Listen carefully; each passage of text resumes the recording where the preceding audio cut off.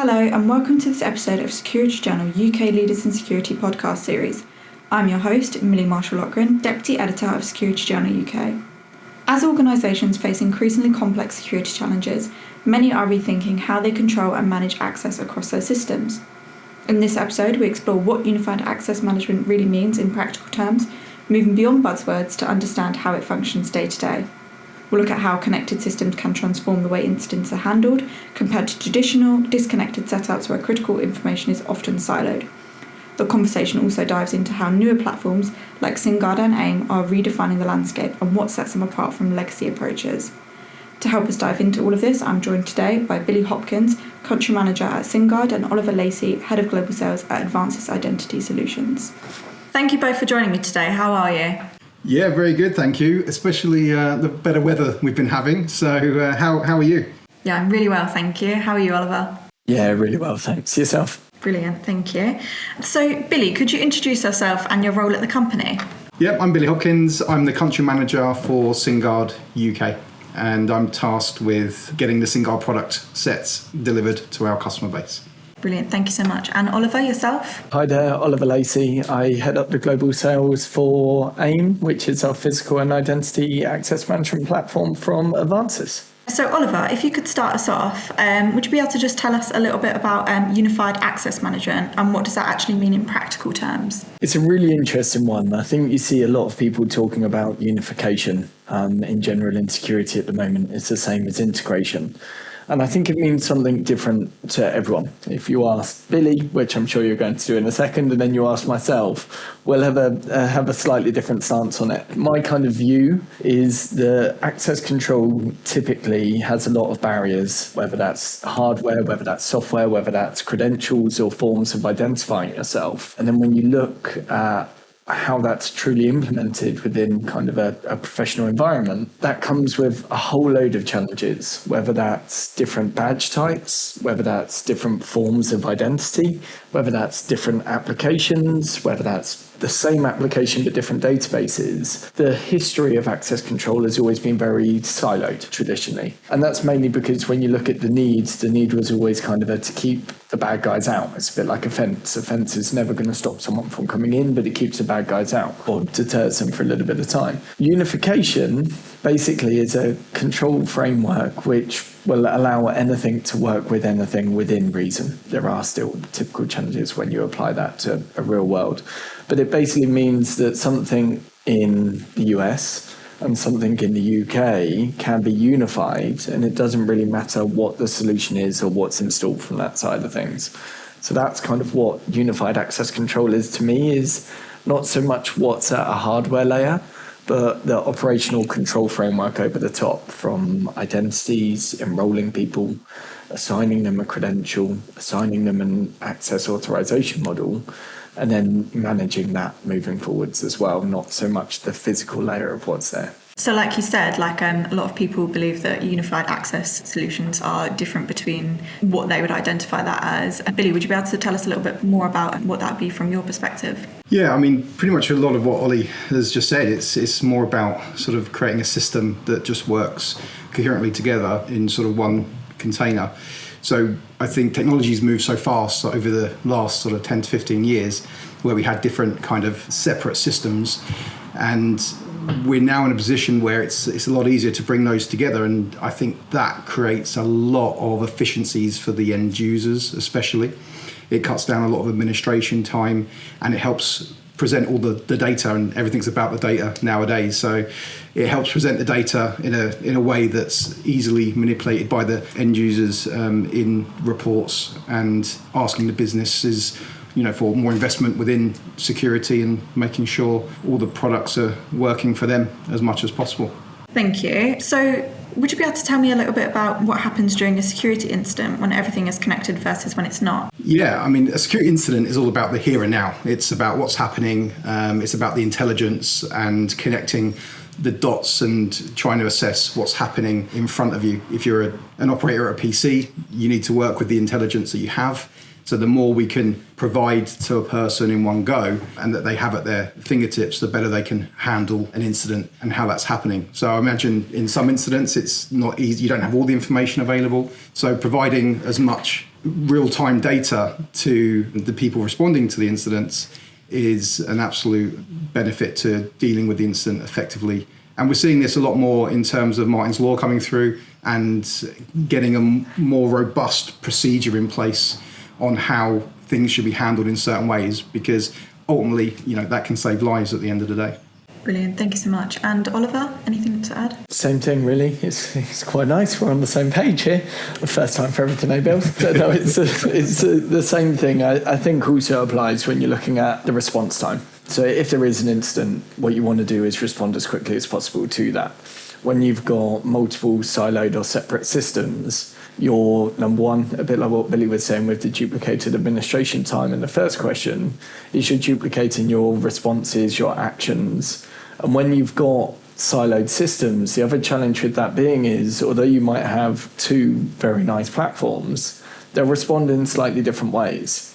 The one will go maybe 1, 2, 3, and the second one will respond maybe saying 3, 4, 5. And then an operator has to understand two different platforms depending on the incident. And the second thing to apply to that is security in general and control room staff has quite a high turnover in general of staff. So asking them to really be aware of the incident and how to respond is incredibly difficult to do. So they document that with paper processes and things like that. But again, that comes down to you want to mitigate that threat or you want to respond to that incident as quickly as possible. Less systems or kind of a unified system is a brilliant way to do that, to be able to respond across multiple platforms in the same way.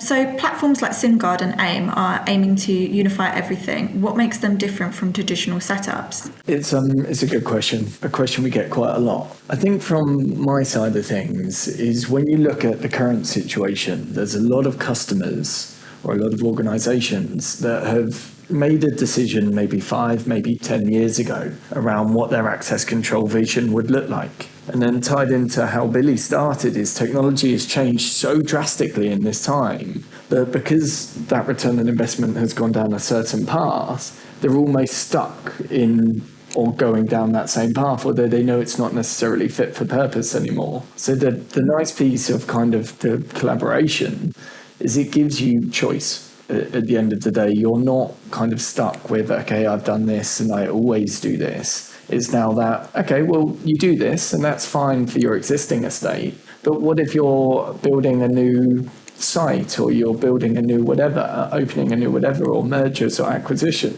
The power of having this is you have choice of what you want to go in, and then a market-leading access control platform and visitor management and everything else. Billy, I'll let you kind of express that in more detail than me, to go into that as well. So you're not stuck, which I think a lot of customers, a lot of end users from what we've spoken have felt, well, we have to do this because we've always done this. And although they're not happy with it, it's also a mass investment to replace everything in one go, which now they don't have to do.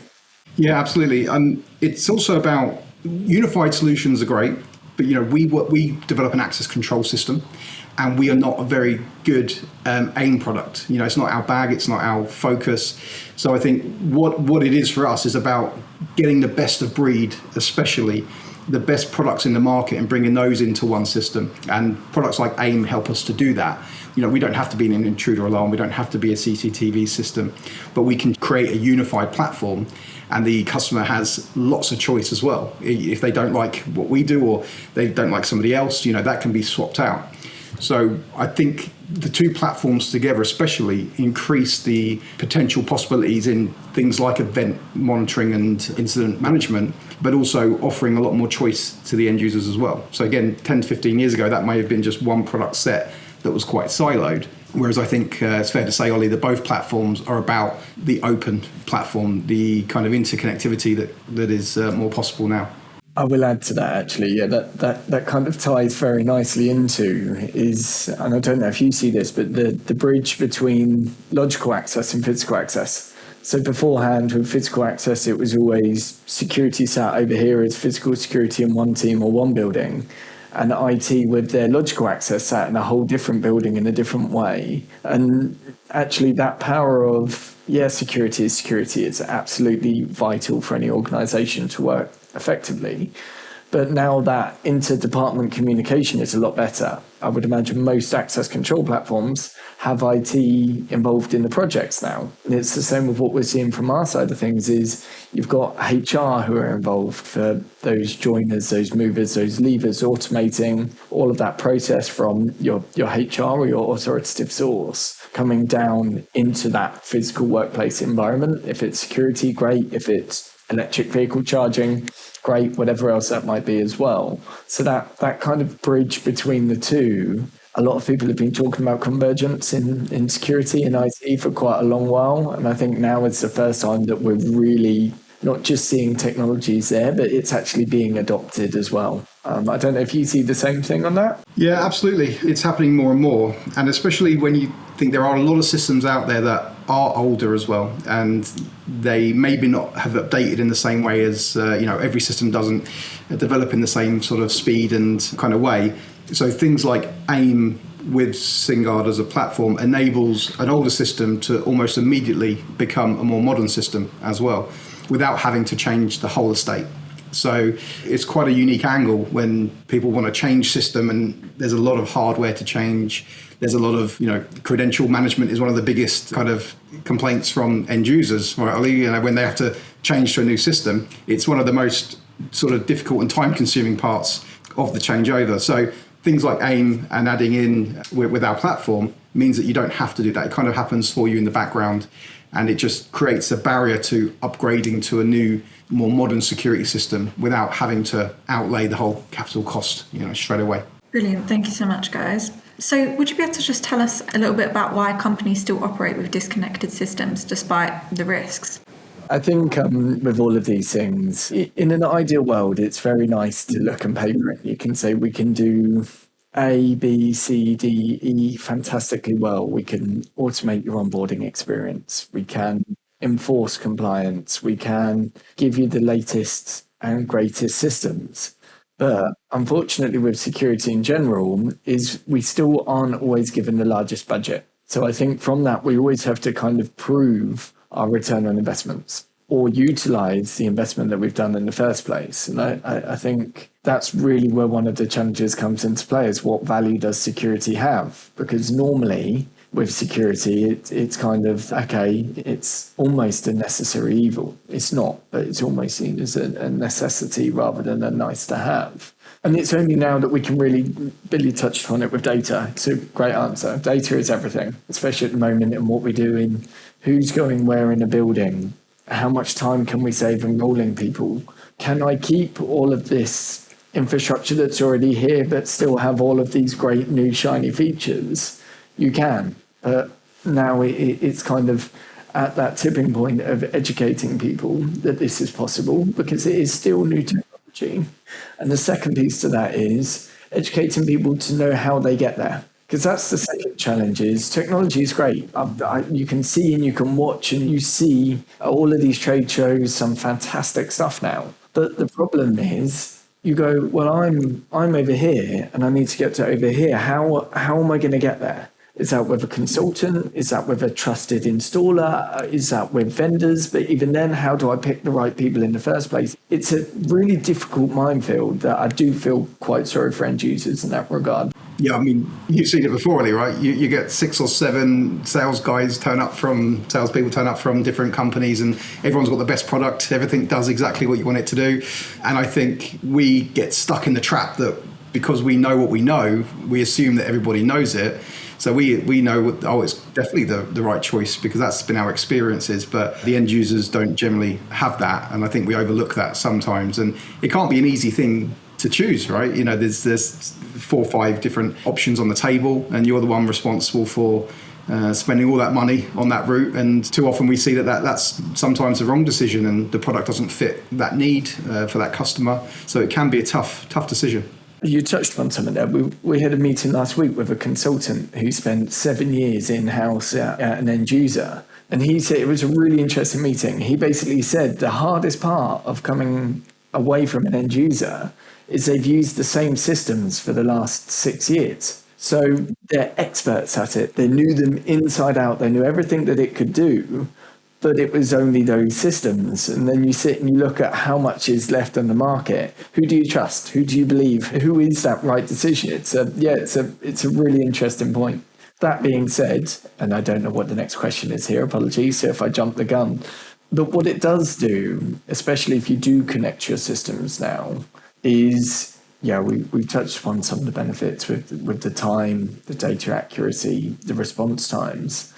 But I don't think I've sat in a meeting recently where someone somewhere hasn't mentioned AI at some point. I don't know about you two, but it is an ongoing thing. And the issue with that is AI is brilliant, what it could do. And you look at these ServiceNow and all of these other fantastic workplace enablement AI tools, Copilot, ChatGPT, everything, others are available too. But the difference with that being is when you've got multiple siloed systems, it's not AI enabled. You're not ready because AI is only as good as the data lake or the data source that you're pulling that from. So if you've got a system over here in London, another system over here in Manchester, and another system over here in Edinburgh, and they're not connected or there's no communication, you've got 3 different data sources that AI then has to analyze, or it's a real challenge to do. So I don't think the security is really ready for AI. I think it could be, but I don't think the infrastructure is there yet. But I think now is a time to be a bit like when 5G was coming. We are 5G ready. I think now is the time to start preparing to be, we are now AI ready. We have our data sources. We have our information to respond in the right way. Brilliant, thank you. I was just going to touch on the end user's experience and how you were saying you've got these 5 or 6 solutions that are being presented to end users. And like you were saying, like when you're not necessarily educated on something, but you may be, or when you work at a company, you know the ins and outs and you presume that people hold that same knowledge. It's such a good point because you do always presume that people hold the same knowledge.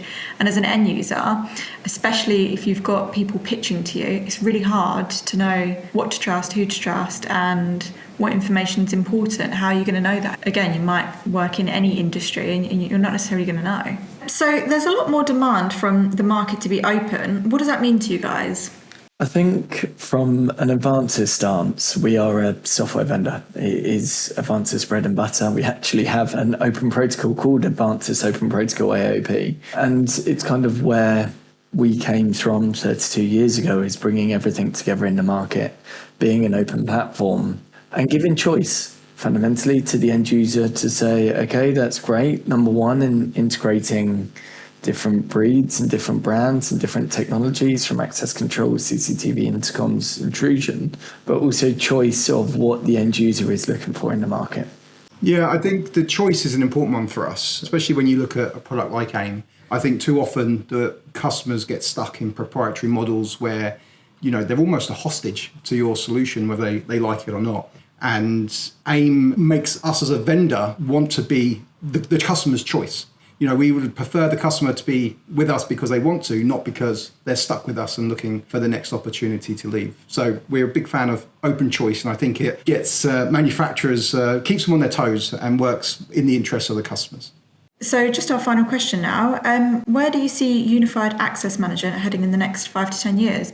I think Ollie hit the nail on the head. Obviously, AI is a buzzword. I mean, I think we're still working out how it's effective in our industry and how we can really use that to do things that aren't happening already. I mean, things like AI as an engine, access is quite linear. There's a set of rules, and you either have access to a door or you don't have access to a door. So in that kind of respect, it's hard to fully integrate AI, but I think more around the sort of software usability tools, potentially having AI sort of come in and be able to auto-generate, from a request that you write, I want to add a door to the system, or I would like to run this report.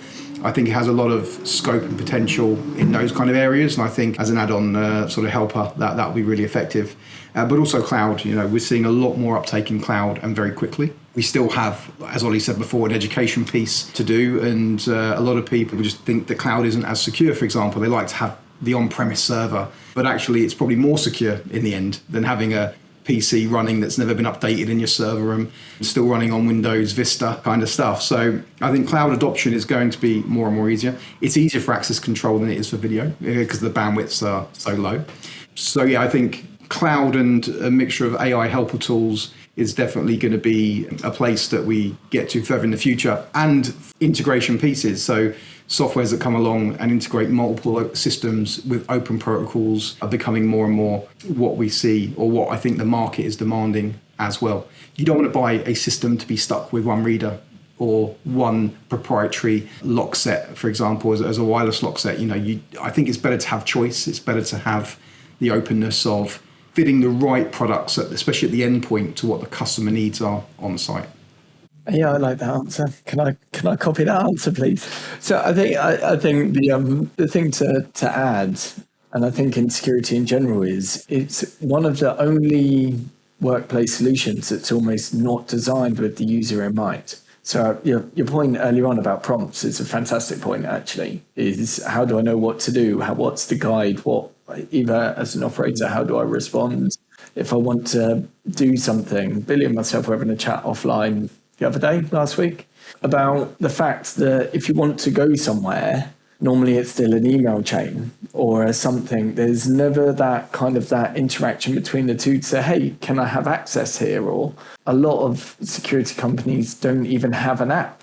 I know SynGuard do, I know Advances do, but I know a lot of companies don't have an app for the user really to interact in the first place with those systems, with the workplace. So I think, the prompts is a fantastic way to look at it. I also think there is probably going to be a big swing in the not too distant future around things like recertification. So everyone talks about zero trust at the moment. And when you're given a badge, you can't recertify when you've just got a badge. That's because there's no intelligence on that badge. But say you're using your app, or say you're using your mobile credential, what you can do is you can interact back and forth to say, a bit like what you can do with IT, hi, I'm Ollie. Yes, I still require permission. So you're almost pulling that permission away and saying, do you still need this? Yes, I do. Great, okay. And it flips the access control model on its head a little bit. So I think those kind of aspects as well, zero trust, recertification. And I think that the other piece as well, everyone talks about is compliance. But I think that will really come into play a lot more in how people start automating compliance. What that looks like, I have a vision that I'm sure that that's going to be different to everyone else's as well. But kind of having that where you can utilize existing infrastructure or new infrastructure, but streamline workflows, processes, ask people to upload work permits before they come to site. Great, so that they've done all that criteria before they're allowed to come in, all of these other things that come into play too. So I like Billy's answer more than mine, but kind of as an add-on too, there's kind of recertification, zero trust, and user experience in particular as kind of where I see that going to. Brilliant. Thank you so much, both. So before we wrap up, is there anything you'd like to add or any final thoughts for our listeners? Yeah, I think the partners that you go on this journey with are going to be important from an installer perspective and from an end user perspective. So if we say about the open platformness and the possibilities that you can create from a system that you buy today, that's going to allow you to create more possibilities that you don't even know about today that you need tomorrow. So having the right kind of companies like SynGuard, AIM, Advances, I think helps protect investments in terms of the product sets when you get to 5 years down the line and then say, I need a visitor management system. And there is already one that's part of the same access control role engine, which then integrates through into AIM, which then applies the same kind of features to some older stuff that could be on the estate, or having a centralized management system. So I think the companies that you partner with and where their direction is going and how they look at backwards compatibility and the forward thinking all together in one sort of ecosystem is going to be very, very important. As technology expands so fast that hardware becomes more of a commodity, it's going to be about that tying up at the head end, and the partners that you choose now will affect how successful that is down the line. Well, thank you so much for taking your time to share expertise with SJUK today. I hope you guys have a lovely rest of your day. No worries, thank you very much. And you. And thank you also to our listeners for tuning into Security Journal UK Leaders in Security podcast. I've been your host, Millie Marshall-Lochran, and make sure to keep an eye out for our next episode coming soon.